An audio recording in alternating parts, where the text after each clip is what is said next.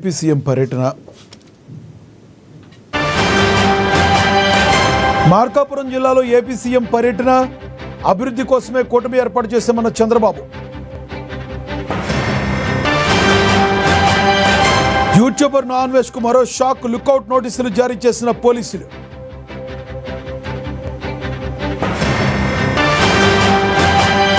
హైదరాబాద్ లో డెస్క్ జర్నలిస్టుల ర్యాలీ. పాత పద్ధతిలో 44,000 అక్రిడేషన్ కార్డులు ఇవ్వాలని డిమాండ్. ఇజ్రాయిల్ గడ్డపై అడుగుపెట్టిన మోడీ. టెల్ అవీవ్లో ప్రధాని ఘన స్వాగతం.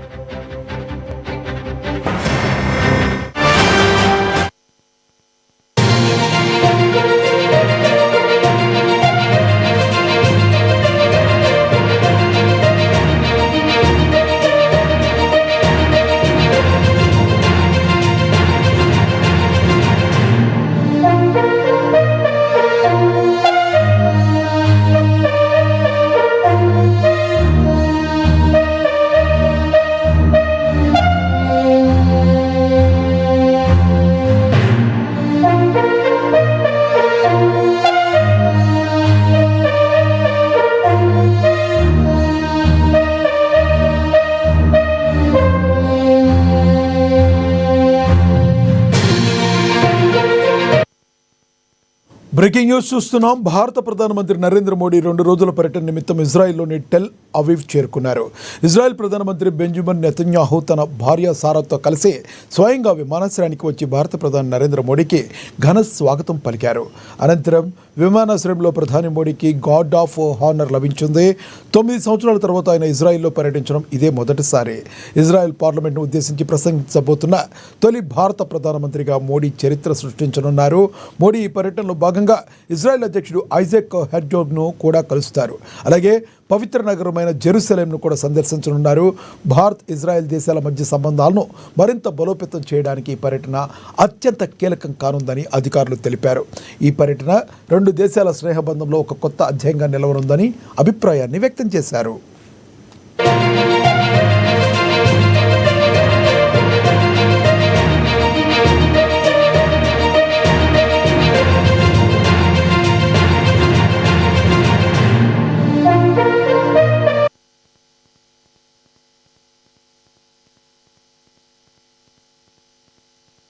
మార్కాపురం జిల్లాలో సీఎం చంద్రబాబు పర్యటించారు. వెలుగొండ ప్రాజెక్టులో ఫీడల్ కెనాల్ లైనింగ్ పనులు ఆయనకు శంకుస్థాపన చేశారు. అనంతరం మార్కాపురం ప్రజావేదిక సభకు హాజరయ్యారు. జిల్లా ఏర్పడ్డాక తొలిసారి మార్కాపురం పర్యటనకు సీఎం వచ్చారు.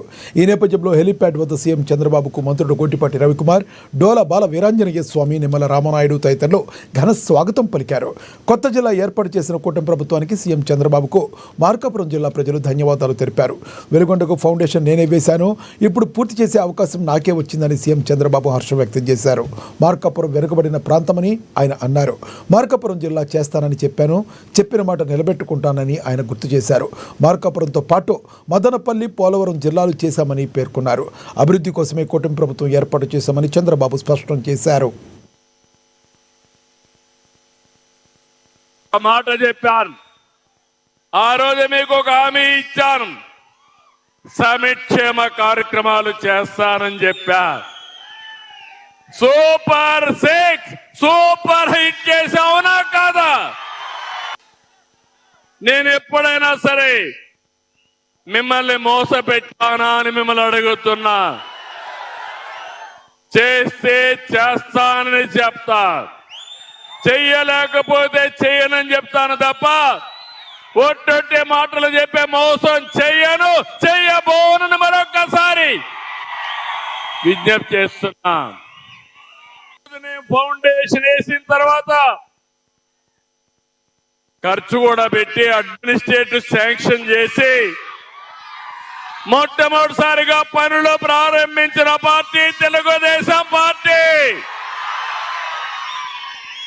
అవునంటే గట్టిగా చప్పట్లు కూడా చెప్పండి అవునని. 2014-19 పనులన్నీ పడకేశాయి.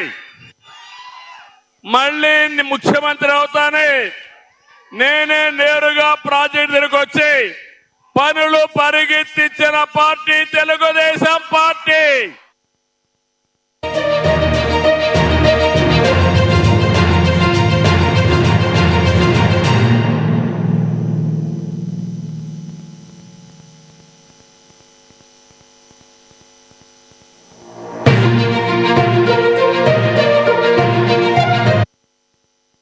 ప్రపంచ యాత్రికుడిగా పేరు తెచ్చుకున్న యూట్యూబర్ అన్వేష్ కు మరో బిగ్ షాక్ తగిలింది.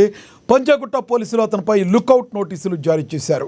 ఇటీవల అన్వేష్ అకౌంట్ను ఇన్స్టాగ్రామ్ బ్లాక్ చేసింది. ఆ తర్వాత అతనికి తనకి ఇంకా 2 ఇన్స్టాగ్రామ్ అకౌంట్లు, 2 యూట్యూబ్ ఛానళ్లు ఉన్నాయని వీడియో విడుదల చేశారు. అసభ్యకరమైన పదజాలాన్ని వాడుతూ వీడియోను విడుదల చేయడంపై సర్వత్రా విమర్శలు వ్యక్తమయ్యాయి. ఈ నేపథ్యంలో పంజాగుట్ట పోలీసులు అన్వేష్కు సంబంధించిన మరో ఇన్స్టాగ్రామ్ అకౌంట్తో పాటు యూట్యూబ్ ఛానళ్ను మూసివేయాలని సంబంధిత సంస్థకు లేఖలు రాయనున్నారు. ఇప్పటికే హిందూ దేవతలపై అనుచిత వ్యాఖ్యలు చేశారంటూ అన్వేష్ పై పంజాగుట్ట పోలీస్ స్టేషన్లో కేసు కూడా నమోదైంది.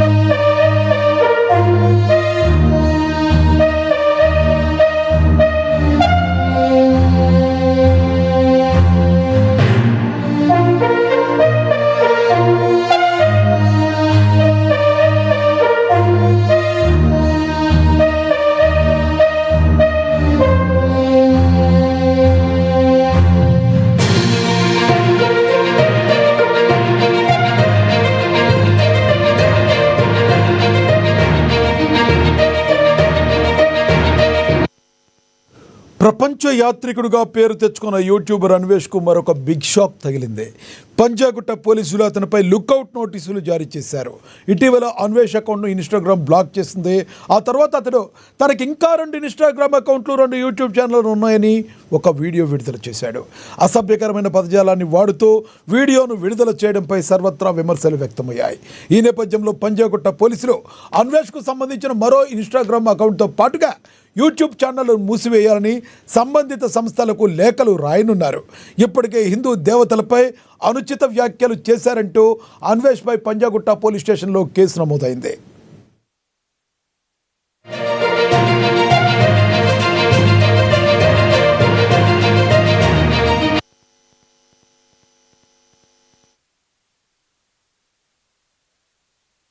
తెలంగాణ డీజీపీ శివధర్ రెడ్డిని బీజేపీ రాష్ట్ర అధ్యక్షులు రామచంద్రరావు కలిశారు. ఈ సందర్భంగా కామారెడ్డి జిల్లాలో జరిగిన ఘటనలపై డీజీపీకి ఫిర్యాదు చేశారు. కొన్ని రోజుల క్రితం బాన్సువాడలో ఎంఐఎం నేతలు ఆందోళన సృష్టించారని రామచంద్రరావు తెలిపారు. ఈ ఘటనపై నిరసన తెలిపిన హిందూ యువకులను పోలీసులు అరెస్టు చేశారన్నారు. దాదాపుగా 27 మంది హిందూ యువకులను జైలుకు పంపారని తెలిపారు. హిందూ కుటుంబాలను ఇబ్బందులకు గురిచేస్తున్నారని రామచంద్రరావు మండిపడ్డారు.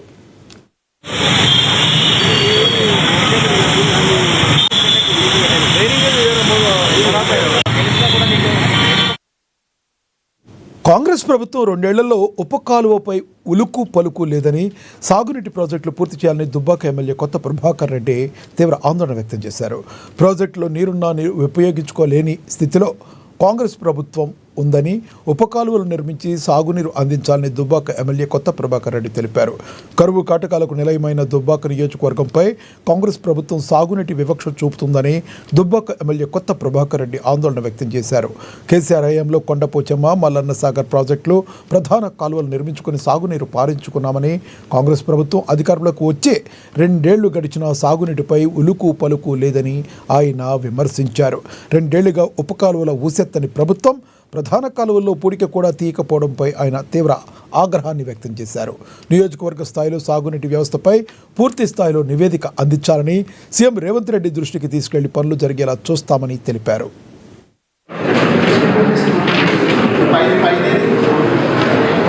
మరి ఈ ప్రభుత్వం వచ్చి 2.5 సంవత్సరాలు అవుతుంది. మరి ఇప్పటి వరకు కూడా కనీసము అక్కడక్కడ ఆగిపోయిన ఏదైతే ల్యాండ్ ఎక్విజిషన్ కానీ, మరి కాంట్రాక్టర్ సరి అయిన పద్ధతిలో పనిచేయకుండా కానీ, మరి దీనికి సంబంధించి ఫారెస్ట్ ఎన్విరాన్మెంట్ క్లియరెన్స్ లేక చాలా ప్రాంతాలల్లో కొన్ని వేల ఎకరాలకు నీళ్లు అందించలేక మరి అందరు కూడా రైతులు ఇబ్బందుల పాలవుతున్నారు. మరి మా దగ్గర ఉన్నది పూర్తిగా దుబ్బాక నియోజకవర్గంలో ఇటు మల్లన్న సాగరు, అటు కొండపోచమ్మ, మరి ప్యాకేజ్ నెంబర్ 12 కావచ్చు, ప్యాకేజ్ నెంబర్ 13 కానీ, 14 కానీ, ఉప్పర్పల్లి కెనాల్ కానీ, కిష్టాపూర్ కెనాల్ కానీ, ఈ ప్యాకేజ్ ద్వారా మరి ఆ నియోజకవర్గానికి ప్రతి గ్రామానికి కూడా మరి కెనాల్స్ డ్రాయింగ్ డిజైన్ కూడా చేయడం జరిగింది. దానికి సంబంధించి ఈ రోజు అందరితోటి కూడా అన్ని డిపార్ట్మెంట్ సంబంధించిన అధికారులతోటి, రెవెన్యూ సంబంధించిన అధికారులతోటి రివ్యూ మీటింగ్ పెట్టుకోవడం జరిగింది. మరి దానికి అధికారులు కూడా సహకరించినందుకు కూడా మా నియోజకవర్గ తరఫున అధికారులకు కూడా మేము ధన్యవాదాలు తెలుపుతున్నాం.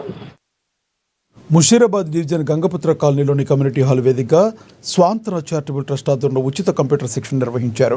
ఈ కార్యక్రమానికి ముఖ్య అతిథిగా ఎమ్మెల్యే ముఠాగోపాల్ హాజరయ్యారు. ఈ శిక్షణ పూర్తి చేసుకున్న విద్యార్థులకు ఎమ్మెల్యే ముఠాగోపాల్ సర్టిఫికేట్లు ప్రదానం చేశారు. సాంకేతిక రంగంలో క్రమశిక్షణతో శిక్షణ పొందినప్పుడే విద్యార్థులకు ఉజ్వల భవిష్యత్తు ఉంటుందని ఎమ్మెల్యే తెలిపారు. ప్రపంచం మొత్తం నేడు కంప్యూటర్ రంగంపైనే ఆధారపడి నడుస్తుందని ఆయన స్పష్టం చేశారు. ప్రతి విద్యార్థి ఈ రంగంపై పూర్తి అవగాహన కలిగి ఉన్నప్పుడే పోటీ ప్రపంచంలో రాణించగలరని ఎమ్మెల్యే ఆకాంక్షించారు.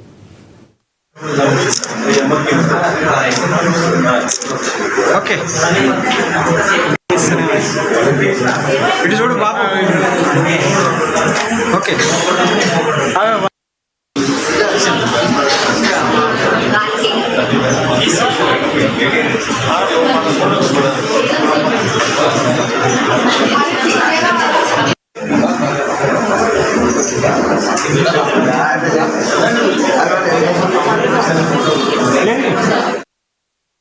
కూటమి ప్రభుత్వంపై వైసీపీ నేతలు సంచలన వ్యాఖ్యలు చేశారు. కూటమి ప్రభుత్వ పాలనలో ప్రజాస్వామ్యం కూని అవుతుందని వైసీపీ నేతలు చెప్పుకొచ్చారు. మాజీ మంత్రి బొత్స సత్యనారాయణ ఫోన్ చేసినా అధికారులు స్పందించకపోవడం వెనుక పెద్ద కుట్ర దాగి ఉందని అంబటి రాంబాబు ధ్వజమెత్తారు. దాడి జరిగిన సమయంలో అల్లరి మోకలు మద్యం, గంజాయి సరఫరా చేశారని ఆరోపించారు. పోలీసులు కళ్ల ముందే విధ్వంసం జరుగుతుంటే ఎస్పీ సైతం నిర్లక్ష్యంగా వ్యవహరించారని వారు తెలిపారు. మాజీ మంత్రి సాకే శైలజానాథ్, నేత వంగవీటి నరేంద్ర ఈ దాడిని ఖండించారు.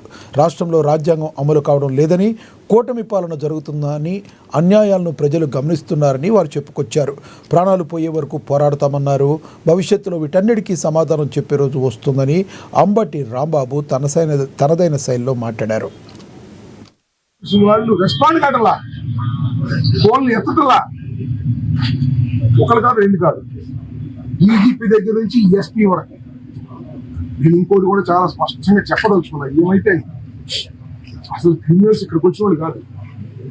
DGP is a criminal, SP is a criminal, IG is criminal. వీళ్ళు కాన్స్పిరసీ, చంద్రబాబు, లోకేష్, వీళ్ళు ఫస్ట్ క్రిమినల్స్ అసలు ఈ సంఘటనలో ఏమి సందేహం లేదు. పోలీసు రక్షణ ఇవ్వాల్సిన పోలీసులు ఫోన్ ఎత్తలేదు ఏంటంటే గొడవ జరుగుతుంటే ఇదే మందు బాటిల్ పెట్టి మందు పోస్తున్నారు ఒక పక్కన గంజాయి కాస్తున్నారు, గంజాయి పెడుతున్నారు, ఎవరెవరో తీసుకొస్తున్నారు. ఏంటిది? ఇంత లా అండ్ ఆర్డర్ ఫెయిల్ అయిపోయి ఒక మాజీ మంత్రి ఇంటి మీద దాడి జరుగుతుంటే 7 గంటల సేపు నిద్రపోతారా పోలీసులు అడుగుతా ఉన్నా. మామూలు పోలీసు తీసేయి. డీజీపీ, ఐజీ, ఎస్పీ మీరు కదా దీనికి కారణం. చంద్రబాబు చెప్తే కదా ఆగింది. మీరు వచ్చి ఎస్పీ ఎందుకు తిరిగి వెళ్ళాడు? చాలా పనులు ఉన్నాయి మీకు. ఓకే, డెస్క్ జర్నలిస్టుల అక్రిడేషన్ కార్డులను పెంచాలని, అర్హులైన డెస్క్ జర్నలిస్టులందరికీ అక్రిడేషన్ కార్డులు ఇవ్వాలని పలు జర్నలిస్టు సంఘాలు డిమాండ్ చేశాయి. డెస్క్ జర్నలిస్టుల సంఘం ఆధ్వర్యంలో బుధవారం హైదరాబాద్లోని గన్ పార్క్ నుండి నాంపల్లి చేపల రోడ్లో మీడియా అకాడమీ వరకు జర్నలిస్టులు ర్యాలీ చేపట్టారు. మీడియా అకాడమీ ఎదుట బైఠాయించి ధర్నా చేశారు. Telangana working journalist federation, TWJF, TUDJWA 143 సంఘాల నాయకులు పాల్గొని మద్దతు ప్రకటించారు.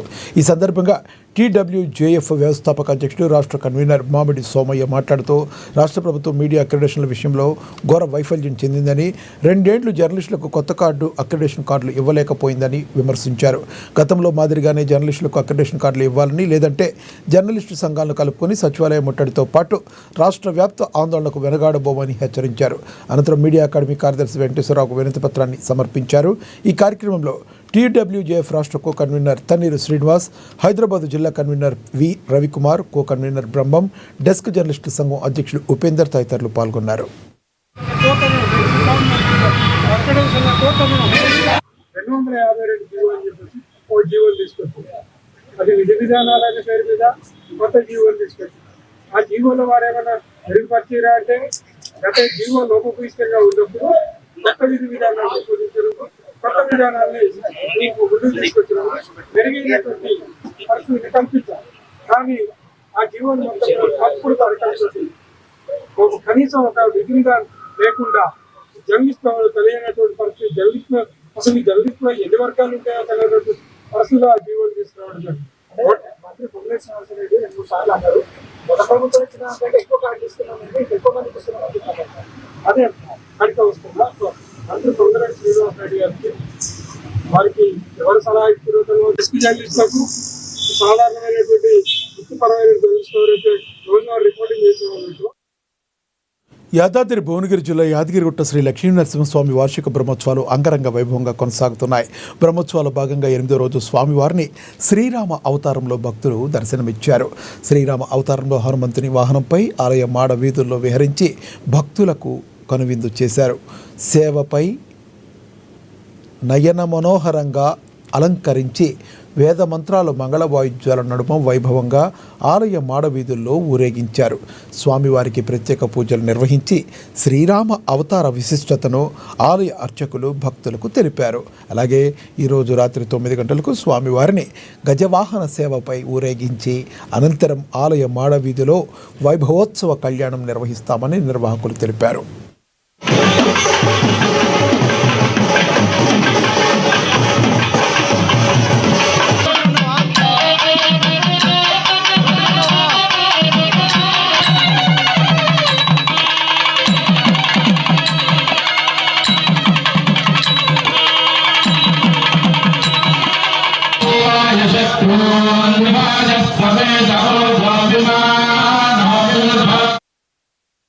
రాజన్న సిరిసిల్ల జిల్లాలో పోయిన చోరీకి గురైన మొబైల్ ఫోన్లను రికవరీ చేయడంలో జిల్లా పోలీస్ యంత్రాంగం మరోసారి తమ ప్రతిభను చాటుకుంది.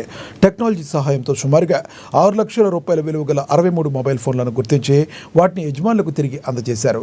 జిల్లా పోలీస్ కార్యాలయంలో ఏర్పాటు చేసిన ప్రత్యేక సెల్ ఫోన్ రికవరీ మేళాలో మన రాష్ట్రంతో పాటుగా పొరుగు రాష్ట్రాలు గుర్తించిన ఈ మొబైల్ ఫోన్లను స్వాధీనం చేసుకున్నారు. ఈ కార్యక్రమంలో జిల్లా ఎస్పీ మహేష్ బి గితే స్వయంగా బాధితులను మొబైల్ ఫోన్లను అందజేశారు. ఎస్పీ మాట్లాడుతూ ప్రస్తుత కాలంలో మొబైల్ ఫోన్లు మన జీవిత కాలంలో కీలక భాగమైందని, బ్యాంకు వివరాలు, వ్యక్తిగత సమాచారం, పాస్వర్డ్ వంటి విలువైన డేటా మొబైల్లో ఉంటుందని తెలిపారు. అందుకే మొబైల్ పోగొట్టుకున్న వెంటనే CEIR పోర్టల్లో బ్లాక్ చేయడంతో పాటు సమీప పోలీస్ స్టేషన్లో ఫిర్యాదు చేయాలని సూచించారు. టెక్నాలజీ వినియోగంతో ప్రజలకు మరింత భద్రత కల్పిస్తూ సేవలను మెరుగుపరుస్తున్న జిల్లా పోలీస్ శాఖపై ప్రజలు ప్రశంసలు కురిపిస్తున్నారు.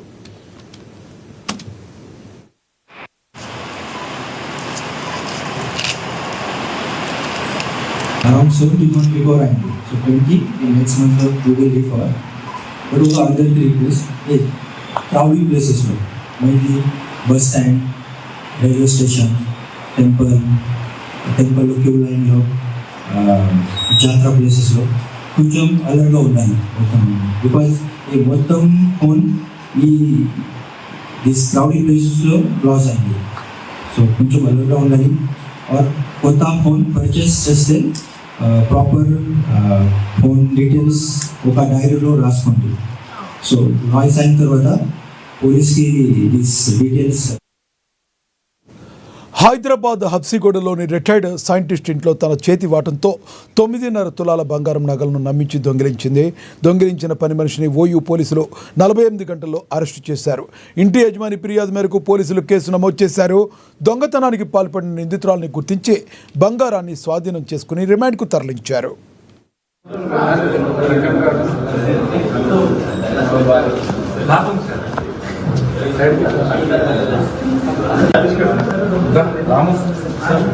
మొత్తము బంగారు వస్తువులని దొంగిలించి దాచిపెట్టిన తర్వాత పారిపోయే క్రమంలో ఈరోజు ఉదయం హబ్సిగూడ ప్రాంతంలో పట్టుకోవడం జరిగింది.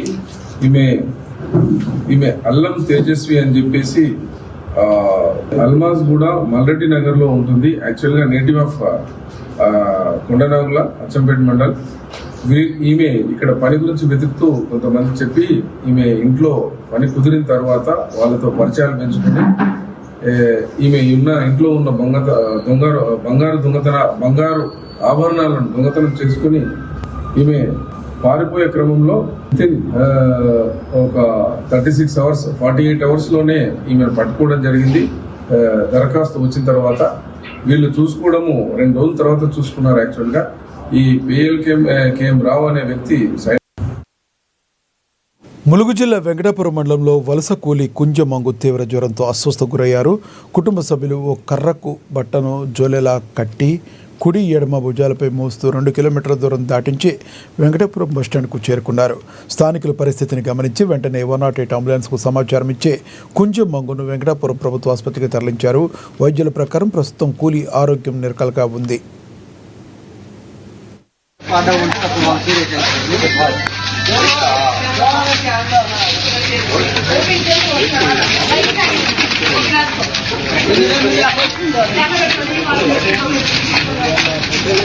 Thank you.